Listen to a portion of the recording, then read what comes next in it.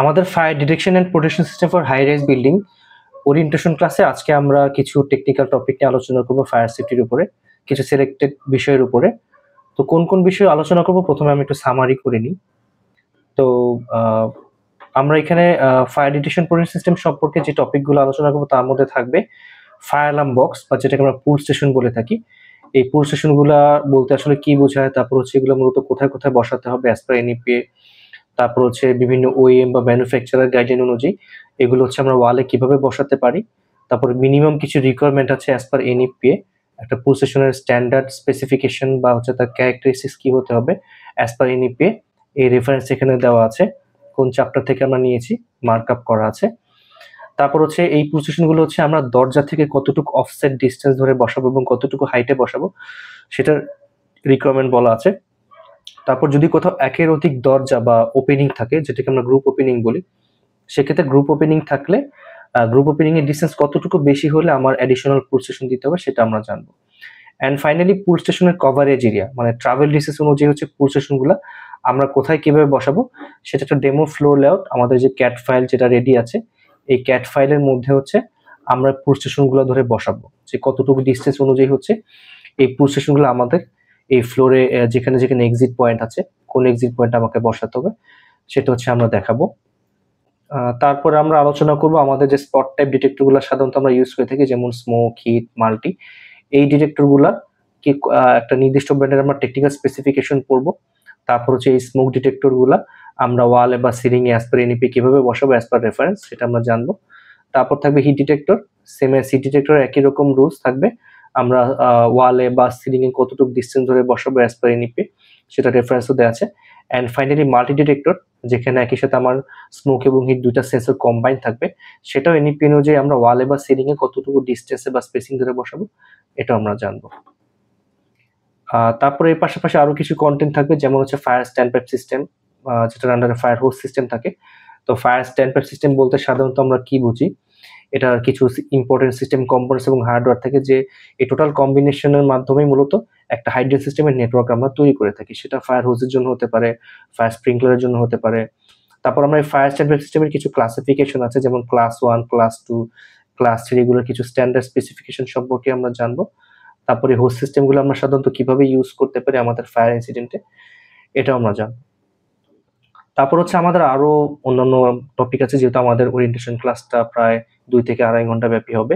So এখানে আমরা বিভিন্ন বিষয় নিয়ে আলোচনা করবো, যেমন হচ্ছে significant importance and advantage of fire safety engineering knowledge. তো যারা এখানে আমরা মূলত ইঞ্জিনিয়ারিং ব্যাকগ্রাউন্ডে আছি বা অনেকদিন ধরে ফায়ার সেফটি সেক্টর নিয়ে কাজ করতেছি, আমাদের অবশ্যই জানা উচিত যে ফায়ার সেফটি মূলত কোনো নন টেকনিক্যাল বিষয় না, এটা একটা টেকনিক্যাল টপিক বা ইঞ্জিনিয়ারিং টপিক।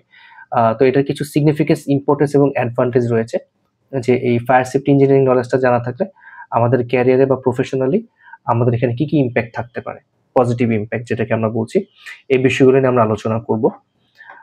তারপর থাকবে হচ্ছে এই minimum requirement for fire safety engineering profession. তো এই ফায়ার সেফটি ইঞ্জিনিয়ারিং প্রফেশনে আসার জন্য আমাদের কিছু মিনিমাম রিকোয়ারমেন্ট জানতে হয়, মানে আগে থেকে, যেগুলোকে আমরা প্রি রিকুইজিট এলিমেন্ট বলে থাকি। এর মধ্যে আমরা হচ্ছে অনেকগুলো বিষয় নিয়ে আলোচনা করবো, যেমন আমাদের যাদের একাডেমিক ব্যাকগ্রাউন্ড ইঞ্জিনিয়ারিং, আর্কিটেকচার, তারা এই ফায়ার সেফটি সেক্টরে আসার জন্য একদম সবচেয়ে পারফেক্ট একটা একাডেমিক সলিউশন হতে পারে। তো এই ক্ষেত্রে আমরা এছাড়া আরো বিভিন্ন আরো প্যারামিটার থাকে, সেই প্যারামিটার সম্পর্কে জানবো। তারপর হচ্ছে এই প্রফেশনাল কিছু অ্যাডভাইস থাকবে, যারা ফায়ার সেফটি সেক্টর অলরেডি কাজ করছেন, আরো হায়ার লেভেলে যেতে চান বা আরো হায়ার নলেজ গ্যাদার করতে চান, বা একদম ফ্রেশার্স যারা তারা শুরু করবেন এই সেক্টরে আসার জন্য। তো এই ক্ষেত্রে হচ্ছে আমাদের অনেক রকমের বিভিন্ন রকমের প্রফেশনাল অ্যাডভাইস থাকবে, সেই অ্যাডভাইসগুলো সম্পর্কে আমরা আলোচনা করব। তারপরে আরো থাকবে হচ্ছে আমাদের দেশে এখন পর্যন্ত সবচেয়ে বড় বড় যে অগ্নি দুর্ঘটনাগুলো ঘটেছে আমাদের দেশে, এই অগ্নি দুর্ঘটনাগুলোর একটা সামারি আমরা এখানে আলোচনা করব। মানে এখন পর্যন্ত আমাদের দেশে যে বড় বড় অগ্নি দুর্ঘটনাগুলো ঘটেছে, কত সালে কতজন মারা গেছে, এটা একটা জাস্ট আমরা কয়েকটা ইম্পর্টেন্ট ইনসিডেন্ট নিয়ে আলোচনা করব খুবই শর্টলি।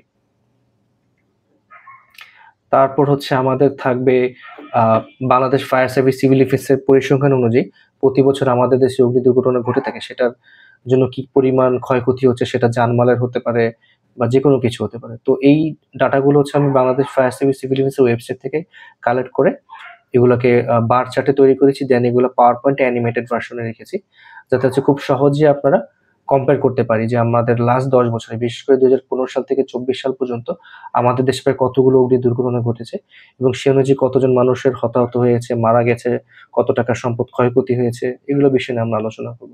তারপর থাকবে হচ্ছে কোন কোন আগুনের সোর্স গুলো থেকে সবচেয়ে বেশি দুর্ঘটনা ঘটেছে, এটা আমরা জানবো।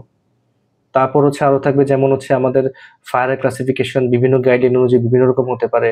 বিএনবিসি অনুযায়ী একরকম, এনইপি অনুযায়ী একরকম, আবার অন্যান্য দেশ বা তাদের দেশের কোড ল অনুযায়ী একরকম হতে পারে। সেক্ষেত্রে আমরা বিএনবিসি 2020 সম্পর্কে কি বলা আছে ফায়ার ক্লাসিফিকেশন সেটা জানবো।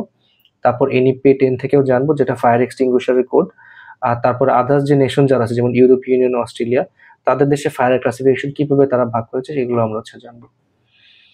তারপর হচ্ছে ফায়ার এক্সটিংগুইশিং মেথড, আমরা যখন হচ্ছে আগুন নিভাই, আগুন নিভানোর জন্য অনেকগুলো মেথড থাকে। এই মেথডগুলো সম্পর্কে আলোচনা করব। সো এই মেথডগুলো কি কি, প্রত্যেকটা ইন্ডিভিজুয়াল হচ্ছে আমাদের ডেফিনিশন, এগুলো হচ্ছে অ্যানিমেটেড আকারে দেওয়া হয়েছে পাওয়ার পয়েন্টে।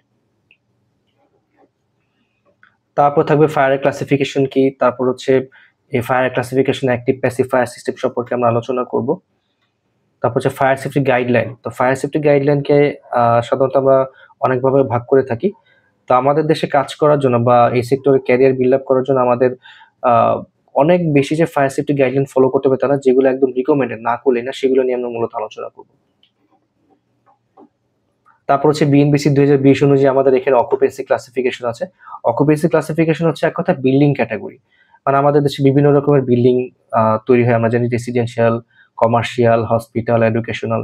তো এগুলাকে বিএনবিসি আবার বিভিন্ন ভাগে ভাগ করেছে এবং এই ভাগগুলা বা স্পেসিফিকেশনগুলোর আবার সাব ক্যাটাগরি রয়েছে, এগুলো সম্পর্কে আমরা আলোচনা করব।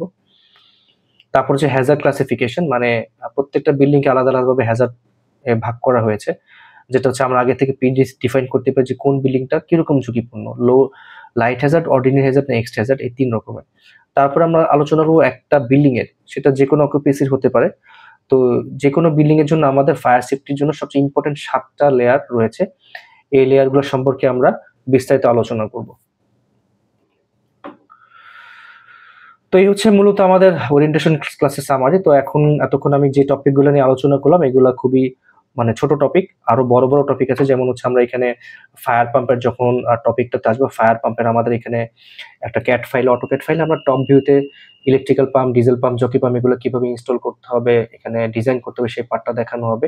এবং প্রত্যেকটা পাম্পের আলাদা আলাদা sectional view, electrical pump, diesel pump, jockey pump, এগুলো কিভাবে আমরা ডিটেলিং করব আমাদের ফায়ার পাম্প রুমের লেআউট অনুযায়ী এবং ফায়ার পাম্পের আর সাইজ অনুযায়ী কতটুকু হচ্ছে আমার ভলিউমের পানি লাগবে সেটা হচ্ছে আমরা ক্যালকুলেশন করব।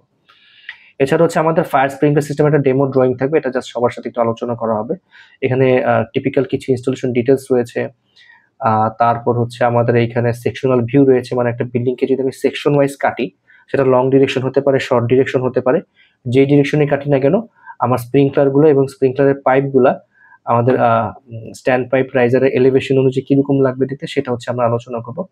অ্যাজ ওয়েল অ্যাজ আমাদের প্রত্যেকটা যে ফ্লোর এরিয়াতে আমরা স্প্রিংকলার বসাই কিভাবে বসাতে হবে এটা সম্পর্কে আলোচনা করবো। তারপর আমাদের থাকবে ফায়ার অ্যালার্ম প্রজেক্ট। তো এরকম ফায়ার অ্যালার্মের হচ্ছে আমাদের এরকম একটা লম্বা বড় স্কিমেটিক ডায়াগ্রাম থাকবে, এখান থেকে হচ্ছে আমরা ডিটেক্টর কোথায় বসাবো সেটা হচ্ছে আমরা ফ্লোর লেআউট থেকে জানতে পারবো।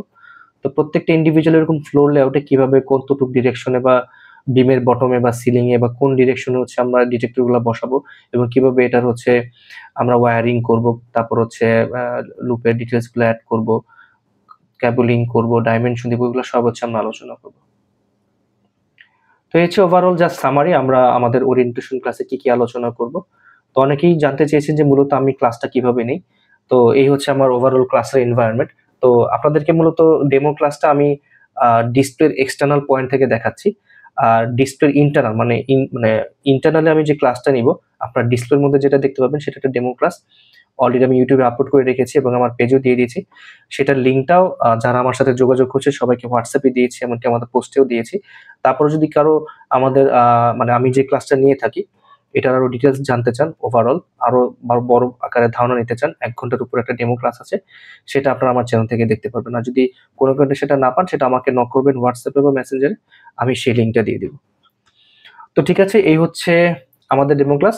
তো সবার সাথে হচ্ছে ওরিয়েন্টেশন ক্লাসে দেখা হবে। ধন্যবাদ সবাইকে।